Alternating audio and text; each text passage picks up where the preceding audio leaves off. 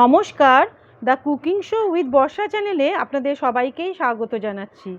আমি আজকে আপনাদের জন্য হেলদি এবং হাই প্রোটিনের একটি দুর্দান্ত জলখাবারের রেসিপি নিয়ে এসেছি।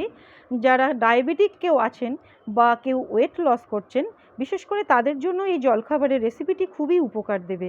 এমনকি বাড়ির ছোট থেকে বড় প্রত্যেকের জন্যই এই স্বাস্থ্যকর ও অতি সুস্বাদু জলখাবারের রেসিপিটি কিভাবে সহজেই বাড়িতে বানিয়ে নেওয়া যায় সেটাই আমি আপনাদের দেখানোর চেষ্টা করছি।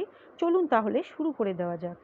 এখানে আমি একটা বাটির মধ্যে 150 গ্রাম কুইকার কোম্পানির ওটস ব্যবহার করেছি। আপনারা যে কোনো কোম্পানির ওটস ব্যবহার করতে পারেন। আর এই ওটস আমি একটা ছোট মিক্সিং জারে আমি ভালো করে মিহি একটা পাউডার তৈরি করে নেব। আমি এখানে ডাইরেক্ট এভাবে ওটস ব্যবহার না করে আমি পাউডার তৈরি করে ব্যবহার করছি, যাতে খাবার সময় ভালো লাগে খেতে। এবং অনেকের হয়তো ওটসের দানা মুখে ডাইরেক্ট পড়লে হয়তো অনেকের পছন্দ নাও হতে পারে। আমি সেই দিক চিন্তা করেই আমি এটা পাউডার বানিয়ে নিয়েছি। আর এখানে আমি দিয়ে দিচ্ছি 2 টেবিল চামচ বিনস এবং 1 চামচ কুচানো আদা এবং 1 টেবিল চামচ কুচানো ফুলকপি। আর দিয়ে দিলাম 2 টেবিল চামচ কুচানো গাজর এবং 1 টেবিল চামচ কুচানো ক্যাপসিকাম। আর এখানে আমি দিয়ে দিচ্ছি 2 টেবিল চামচ আগের থেকে কুচানো ধনেপাতা।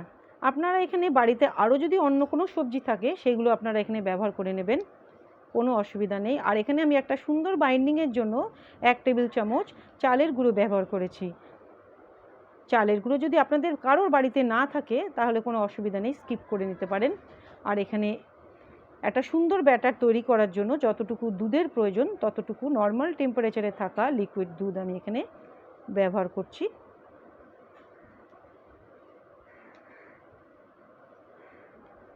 এখানে আমি আরেকটু দুধও দিয়ে দিলাম, যাতে সমস্ত ব্যাটারটা দুধের মিশ্রণের মধ্যে ডুবে থাকতে পারে।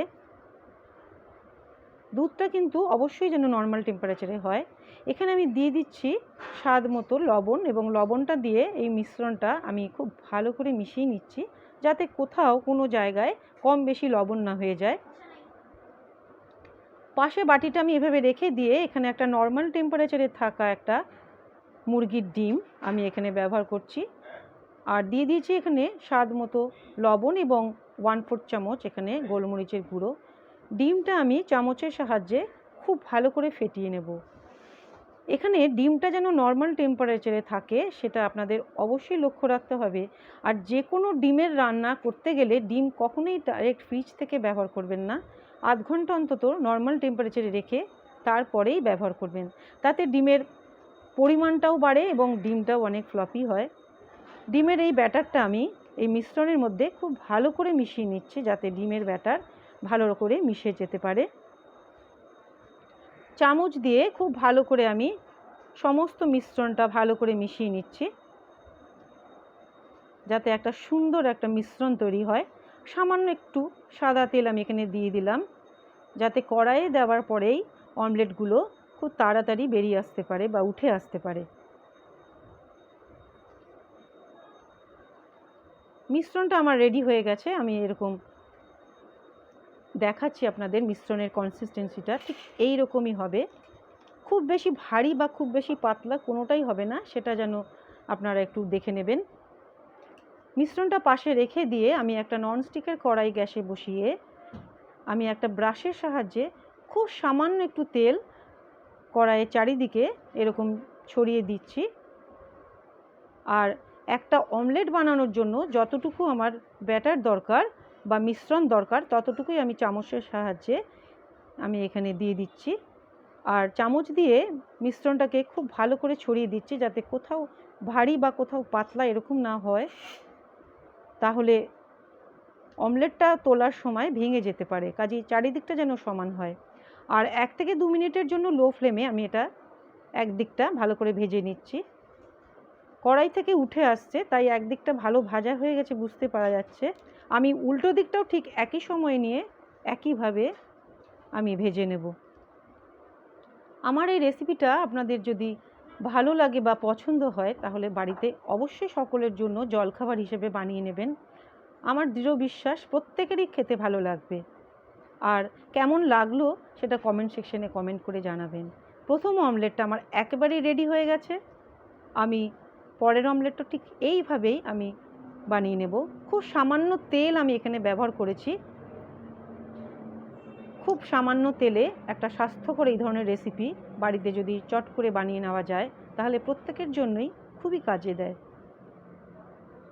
ঠিক আগের মতনই আমি আবার ভালো রকম চামচ দিয়ে ছড়িয়ে দিয়ে আমি 1 থেকে 2 মিনিটের জন্য লো ফ্লেমে এটা একদিকটা ভেজে নিচ্ছি। একদিক ভাজা আমার হয়ে গেছে। খুব সাবধানে উল্টে আবার অপর দিকটা ভেজে নিতে হবে। উল্টানোর সময় খুব খেয়াল রাখবেন যাতে ভেঙে না যায়, খুব সাবধানেই উল্টাতে হবে। 2 মিনিট ধরে আমি এই অমলেটটা ভেজে নিচ্ছি। আমি এইভাবে বাকি অমলেটগুলো আমি ঠিক এইভাবেই ভেজে নিতে থাকবো। আমার এই রেসিপিটি আপনাদের যদি পছন্দ হয় তাহলে প্লিজ একটা লাইক করে শেয়ার করে দেবেন।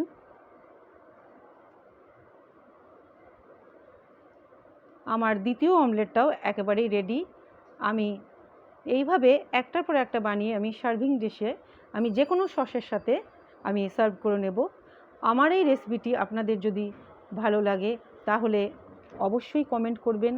আবারও বললাম, আমার চ্যানেলে নতুন বন্ধুরা অবশ্যই চ্যানেলটিকে সাবস্ক্রাইব করবেন। আমি নিশ্চয়ই আবার একটা নতুন রেসিপি নিয়ে আবার হাজির হয়ে যাব। আপনাদের প্রত্যেকের সুস্থতা কামনা করে আজকে এই পর্যন্তই।